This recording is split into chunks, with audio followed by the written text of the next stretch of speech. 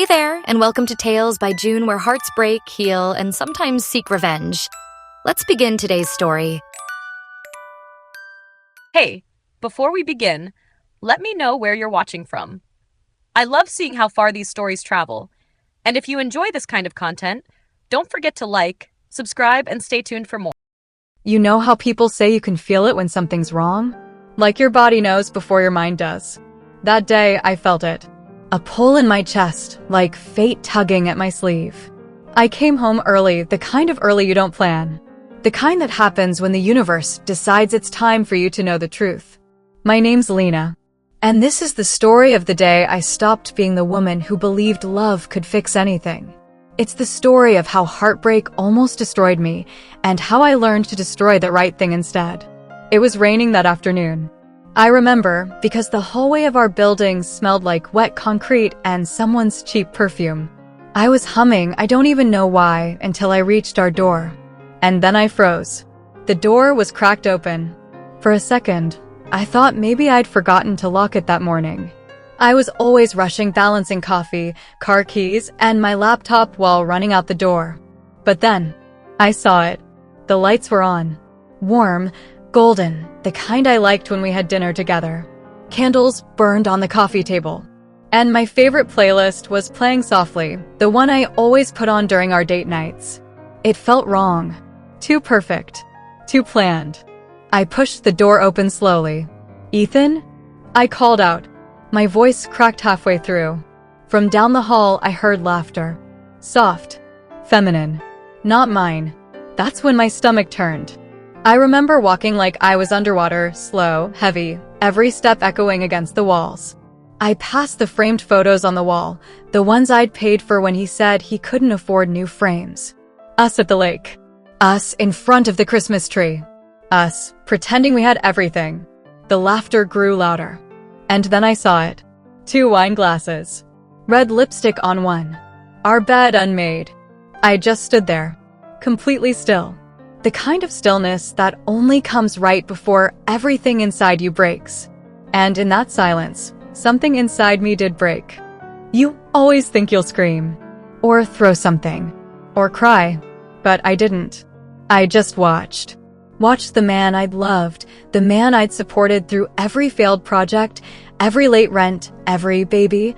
I just need a little more time lie tangled in sheets with someone else. She saw me first. She gasped, scrambling to grab the blanket.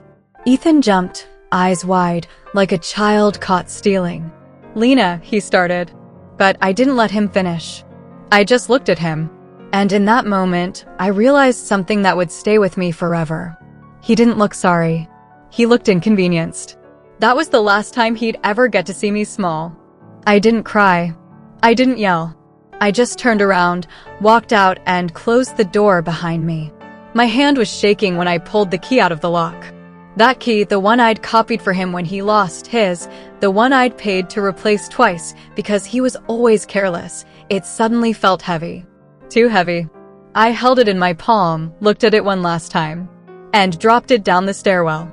It clinked as it hit the metal railing on the way down, one sharp sound for every lie I hadn't wanted to hear.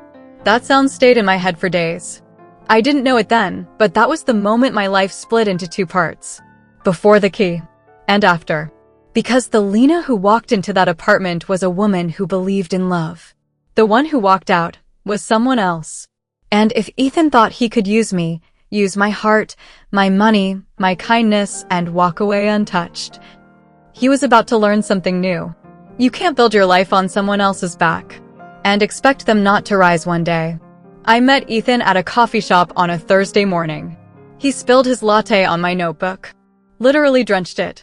I was furious at first, but then he apologized like he meant it. Not just the words. The way he looked at me, a little embarrassed, a little charming. "You have, like, a million notes in there, huh?" he asked, holding the soaked pages between 2 fingers. I rolled my eyes. "More than you could ever handle." He laughed, a low, easy laugh that somehow made me forget the notebook. We ended up talking for hours. Somehow, the conversation jumped from books to music to the stupid things we'd done as kids. By the time I left, he had my number. And I had a strange, new excitement in my chest, that feeling you only get at the very start of something dangerous and beautiful. Our first date wasn't anything fancy. A pizza place down the street. We sat outside, watching the city lights flicker. I remember thinking how simple it was, yet somehow perfect. Ethan had this way of making me feel like I was the only person in the world. Like nothing else mattered when we were together. It didn't take long for us to become inseparable. He was funny, smart, and somehow convincing enough that I started thinking maybe love really could fix everything.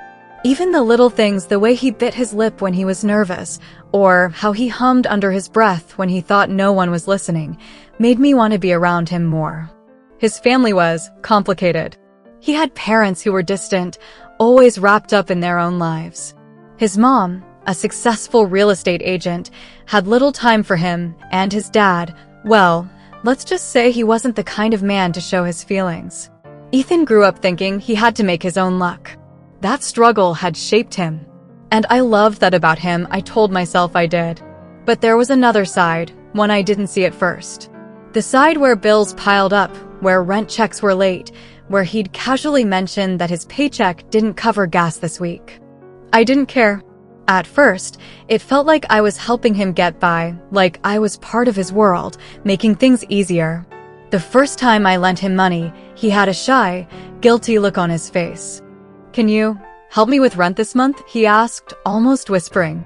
I remember looking at him, seeing that mixture of hope and embarrassment, and saying, of course. It was only $500. Pocket change, I told myself. But when I transferred it, he smiled like I'd given him the world. Months later, it was a car repair. His old sedan broke down, leaving him stranded in the middle of nowhere. He called me, panic in his voice. "I don't know what to do, Lena. I need it fixed by tomorrow." Without hesitation, I wired him the money for the repair. I even told him to take a taxi to work until it was done. He hugged me for what felt like forever that night, and I remember thinking, he's worth it. He's worth every penny. Then there was the time he wanted to enroll in a weekend course to improve his career prospects. It cost almost $1,000, a lot for him, but not for me. I covered it. He looked at me with those big, hopeful eyes, kissed my hand, and said, "I'll pay you back, Lena. I promise." I believed him. Every time I helped him, I told myself it was love. I told myself he was struggling, and I was lucky to be the one he trusted. Looking back, I see it clearly now. It wasn't love he wanted. It was a free pass. A safety net. I was funding his life while he was spinning a web I couldn't see. But at the time, I didn't care. All I saw was us. Dinner dates, late night walks, inside jokes, little notes he left on my pillow. The life I thought we were building together. I didn't notice the pattern forming. The late replies when I asked for small favors. The sudden emergencies that always needed my help. The way his parents seemed to treat me with mild suspicion, as if they knew something I didn't. I didn't notice it. Not yet. Because in the beginning, love felt like a shield. A shield that made me blind to the truth lurking beneath. And Ethan, he knew exactly how to use it. It didn't happen overnight. The first time I noticed something was off, I brushed it aside. I didn't want to see it. Not really. Ethan had been acting distracted for weeks. He'd come home late, claiming meetings or extra work. Sometimes I'd call him, and he'd answer in that same calm, smooth voice, but I could hear the hesitation underneath. A small thing, maybe a missed text, a forgotten dinner, but it gnawed at me. Then came the little lies. "Lena, I didn't spend that much on dinner. I don't know where this charge on my card came from." He always said it with that grin, that half apologetic, half charming grin, and I'd let it slide. Because I loved him. And I trusted him. But the signs kept coming. One evening, I came home with groceries, a full bag of fresh vegetables, pasta, wine, ready for a quiet night together. I unlocked the door, pushed it open, and froze. The apartment smelled like someone else. Perfume. Sweet, floral, unfamiliar. The lights were dim, the TV on low. And on the couch, a pair of shoes I didn't recognize. "Ethan?" I called, my voice small. He appeared from the bedroom doorway. "Oh, hey, baby," he said, too casually. Too easily. That's when I noticed the wine glass in his hand. Not mine. And he didn't offer to share. I laughed nervously, trying to shake it off. Maybe I was overreacting. But something in the pit of my stomach told me I wasn't. Weeks later, it happened again. He claimed he was at a friend's house, studying for a certification exam. I called him around 9 at night, no answer. By 10, my texts were ignored. By 11, I was pacing the apartment, heart pounding, waiting for him to walk through the door. When he finally came in, he smelled like someone else. A trace of perfume on his collar. His eyes started when I looked at him. I wanted to ask, but I didn't. I didn't want to know the truth. Then came the money. It started small. I noticed strange withdrawals from my shared account. Oh, that? Just some bills I thought we could split, he said casually. But the numbers didn't add up. Rent, groceries, a new phone, all things I had covered for him, thinking it was temporary, thinking he was struggling. By now, the pattern was clear. He had a side of life I didn't know about. A secret he'd carefully tucked away while I worked 2 jobs, paid his bills, and believed in him completely. I remember the night I first confronted him. I sat at the edge of the bed, hands trembling, voice low. Ethan, I know something's going on. Tell me the truth. He looked at me, and for a moment, I thought he'd finally come clean. But instead, he laughed. A short, sharp laugh. You really think I'd tell you that, he said. That night, I cried. Quietly, alone in the bathroom. I wanted to scream, to hit something, to throw my phone at the wall. Instead, I just sat there, letting the tears fall. And still, I didn't leave. Part of me hoped it was a misunderstanding.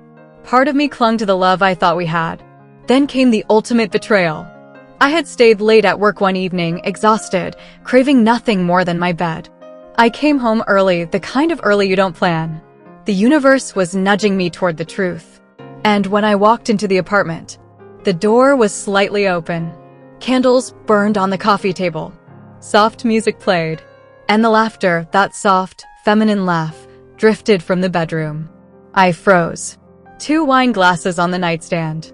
Red lipstick on one. And there they were. Ethan and her. I don't remember the walk to the bedroom. I don't remember the sound of my own voice. I only remember the weight of betrayal pressing down on me, the realization hitting like a tidal wave. He wasn't just lying about money. He wasn't just hiding things from me. He had been using me. My love, my trust, my money, everything I gave him freely had been nothing but a tool. A way for him to live his life while I thought we were building ours together. I wanted to throw something, to scream, to collapse, but I didn't, because something inside me shifted. A quiet, dangerous thought whispered, "You think you can use me. You've made a mistake."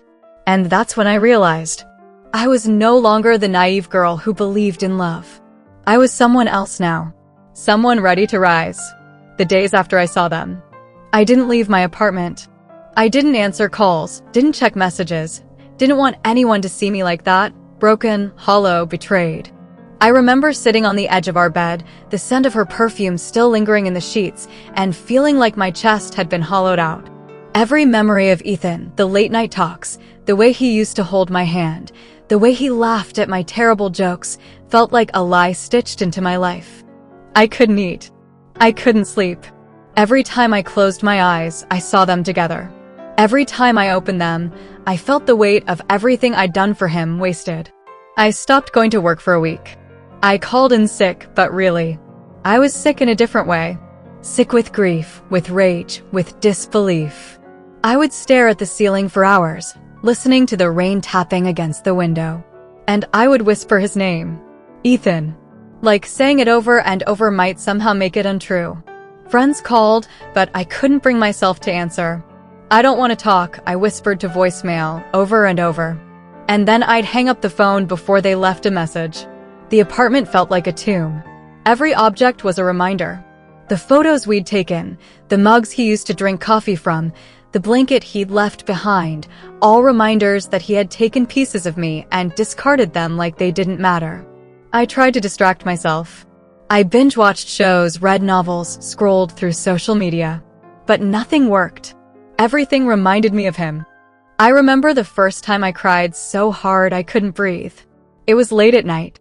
I had curled up in the corner of the couch, knees to chest, shaking. The rain outside matched the storm inside me. And I yelled at the empty apartment. Why? Why me? Why did I trust you? The walls didn't answer. They didn't care. The truth was worse than I'd imagined. Ethan hadn't just cheated. He'd used me. Every favor, every dollar, every ounce of my love, a tool to prop up his life while he built his little secret world. I went through our finances. The money I'd lent him. The courses I'd paid for. The rent I covered. All of it swallowed by his selfishness. And I realized in that moment that I had been complicit. I had allowed it. I had trusted blindly. I didn't even leave my apartment to see my bank account. I didn't want to see the numbers. They were already written on the walls of my mind. I cried myself to sleep. I woke up crying. I screamed in the shower. And I hated myself for feeling weak. I lost weight. I lost energy. I even stopped smiling, and I had been the girl who laughed at everything, the girl who lit up rooms. It wasn't just heartbreak. It was the erosion of my soul. And I thought I'd never get it back. I tried writing in my journal, hoping to empty my mind. But all I wrote were his name and the word betrayal. I tore out pages I couldn't bear to keep, scattered them on the floor like broken dreams. One night, I almost called him. Almost. I wanted to scream at him, demand answers, make him feel a fraction of the pain I felt. But I didn't. I hung up my phone, staring at the dark ceiling, shaking with rage and grief. I realized in that moment that I couldn't stay there. Not physically.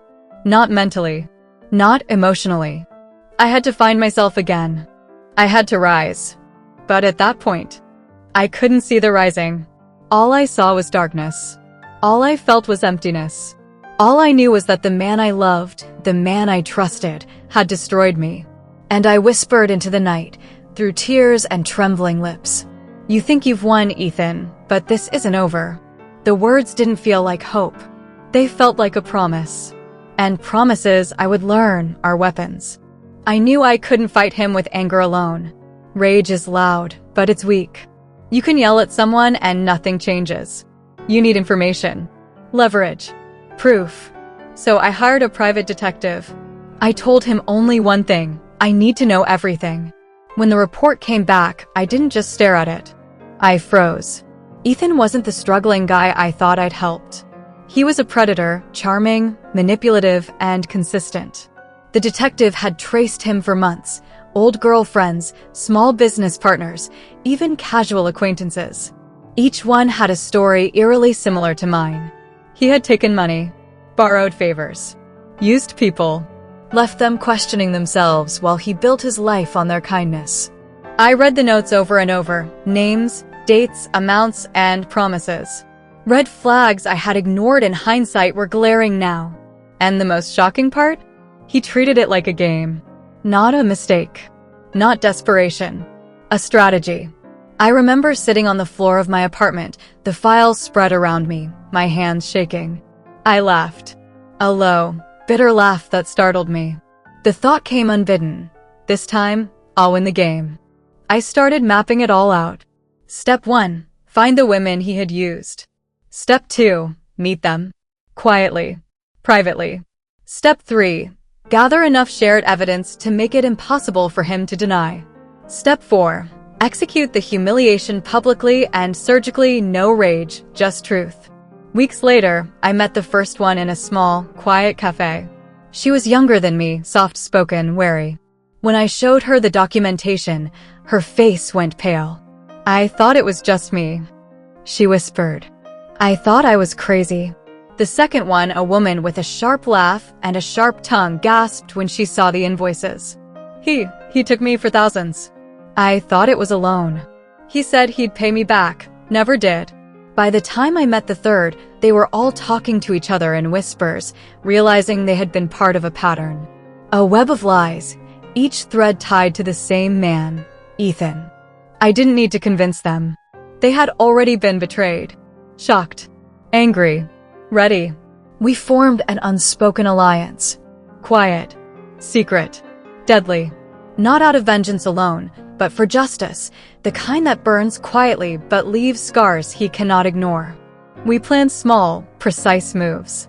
Public exposure in ways he wouldn't see coming. Controlled leaks to clients and colleagues.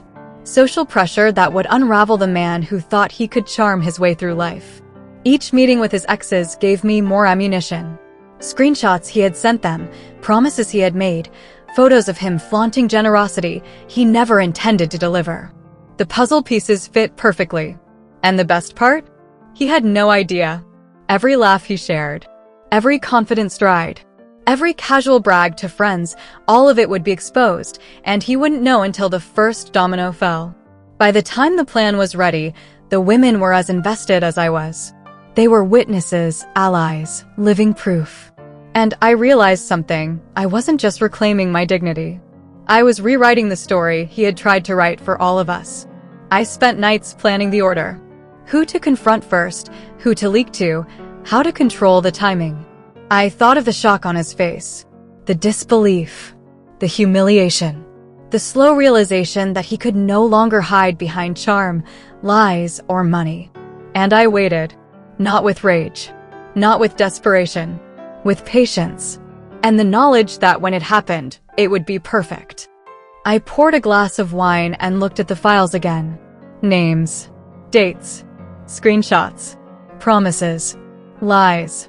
I smiled faintly, not because I was cruel, because finally, the world would see him for what he truly was. And this time, he couldn't charm or manipulate his way out. This time, I would make sure everyone, colleagues, clients, friends, even his family, understood the man he really was. And when that day came, I would be calm, collected, and untouchable. I had waited for this day for months. Not just because it was the perfect stage for revenge, but because timing was everything. Ethan's parents' wedding anniversary was always a grand affair, lavish flowers, sparkling chandeliers, white linen tablecloths, soft jazz playing over hidden speakers. The kind of party designed to impress distant relatives, business associates, and neighbors who would whisper about how perfect everything looked. And tonight, Ethan would be relaxed, smiling, charming. Not a care in the world. I knew the setup like I had lived it myself. The entrance hall, draped with orchids, the champagne tower glinting under the warm lights. Candles flickered on every table. Soft music floated from the grand piano in the corner. The guests were arriving in suits, cocktail dresses, laughter bouncing off marble floors. Ethan was there already. His new girlfriend laughing at his jokes, her hand curled around his arm. He looked smug. No guilt. No second thoughts. I could almost feel the arrogance radiating from him. I let myself breathe it in. He was completely unprepared. I had arranged every piece of my plan with care. Weeks of coordination, his ex-girlfriends, my lawyer, the private investigator, all ready to collapse his world in one cinematic wave. The party began. Toasts, compliments, clinking glasses. Ethan mingled, charming everyone, perfectly relaxed. He didn't see it coming. Then it happened. The double doors swung open, and two men entered. One in a sharp suit, the other carrying an official-looking envelope. Ethan Jameson, the lawyer asked, voice calm but firm. Yes, Ethan said, startled, glancing around. You are being summoned for multiple counts of financial fraud and extortion, the lawyer continued. Multiple victims have filed formal complaints. We are authorized to take legal action immediately. For a split second, the room went silent. Guests froze mid-toast. Champagne stopped midair. The pianist faltered. Ethan laughed nervously. This must be some mistake, he said. His mother's hand flew to her chest. His father's face tightened. I can explain, Ethan stammered. The lawyer handed him the summons. Read it. Carefully. He skimmed it, eyes widening. The arrogance drained. His shoulders slumped. How did? Then the door opened again. And I walked in. I didn't rush. I didn't yell. I just walked. Every step measured, every eye turning to me. Ethan's new girlfriend stiffened. He froze. His parents' faces were pale, confused. I think it's time everyone knows, I said calmly. Ethan has been using me financially, emotionally, everything. I supported him while he lied, cheated, and spent my money. And he's done this to others too. He turned toward me red-faced. No, that's a lie, he shouted. She's lying. She's the gold digger. She took my money. His parents gasped. Lena, is this true? His mother asked, voice quivering. I shook my head slowly. No. I gave him my money because I loved him. He spent it on himself. He lied to you too. The room was tense. Everyone was silent, waiting for the next move. Then it happened. The ex-girlfriends I had contacted over the last months made their entrance. One by one, they walked in. Calm.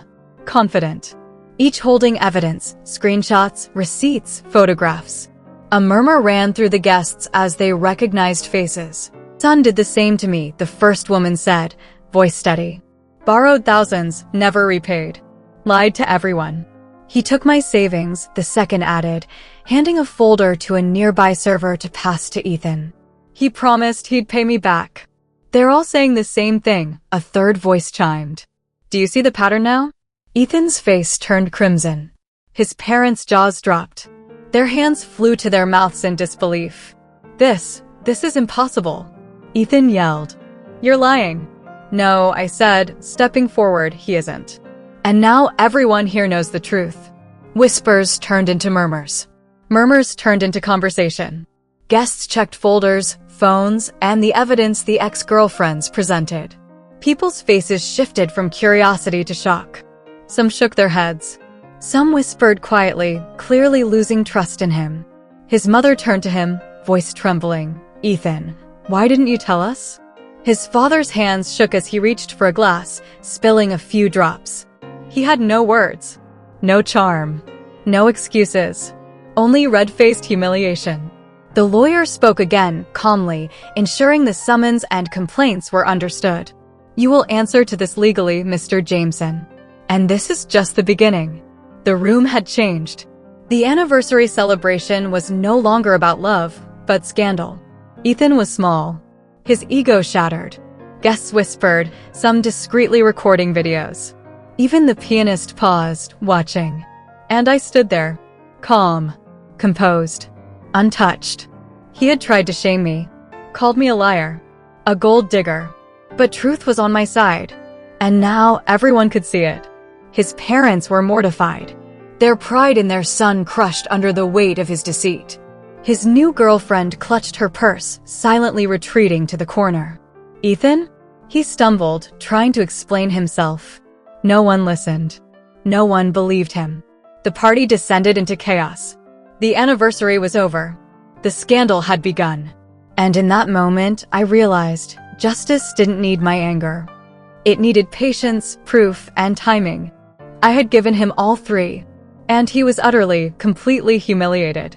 The night after the anniversary party, I sat by my window, watching the city lights flicker like old memories. It was finally over.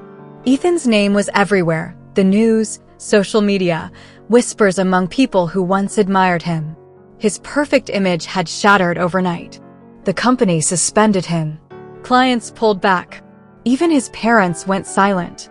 He had built a kingdom of lies, and it collapsed, not with a scream, but with the quiet weight of truth. And me? I felt light. Not happy exactly. Not yet. But free. For the first time in years, I woke up without a knot in my stomach. No anxiety about bills I'd paid for someone else. No replaying old arguments in my mind. Just silence. Peaceful silence. In the weeks that followed, I packed up the last of his reminders, the jacket he'd left, the old photographs, the empty promises in the form of receipts and texts. I boxed them up, labeled them simply, evidence. And then I let them go. Not everything needed burning. Some things just needed to be left behind. I focused on myself. I started therapy. I took morning walks by the river, breathing in air that didn't taste like resentment anymore. I started writing again. Not about heartbreak, but about strength. About survival. About the quiet power of choosing yourself. People called me brave, but bravery wasn't what I felt. I had been terrified the entire time. But I did it anyway. One day, I met one of Ethan's exes for coffee. Not to talk about him, but about us, what came after. She was smiling again. Free again. And we both realized something simple and profound. We were never his victims. We were his lessons.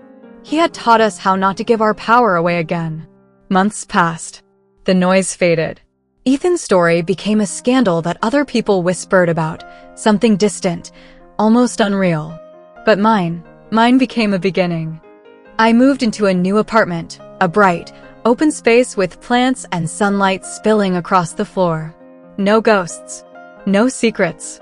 I framed a small quote above my desk. You don't lose yourself loving the wrong person. You find out who you were all along. Sometimes, late at night, I'd sit on my balcony with a glass of wine, watching the city hum below. I'd think of everything that happened, the betrayal, the plan, the revenge, the release. And I'd whisper to myself softly, you did it. You survived. Healing didn't come in one big wave. It came in ripples, laughter returning, peace settling in, dreams feeling real again. And with each day, the girl who once cried in a dark apartment became someone new, stronger, calmer, wiser. The last time I saw Ethan was by accident. Months later, on a quiet street downtown.